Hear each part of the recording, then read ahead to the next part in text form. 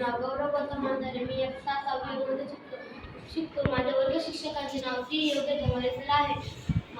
मला मार्गदर्शन केलेले सर यांचे नाव श्री योगेश धमारे सर आहे.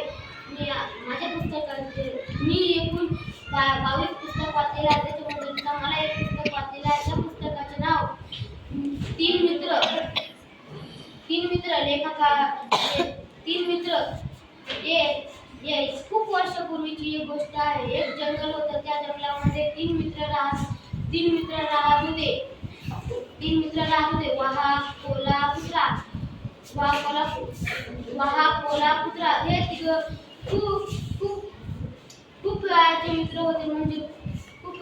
होते. एका दिवशी कोल्हा इकडे तिकडे फिरत होता जंगलामध्ये. तेव्हा त्याला चुकीने शिकार सापडला. त्याने नियमाप्रमाणे वाघाला व कुत्र्याला बोलवले. त्याने तिघांनाही समान वाटले. वाघाला फक्त हाडं, कुत्र्याला फक्त मांस दिले व स्वतःला खूप सारे मांस स्वतःला त्याने सर्व घेतलं.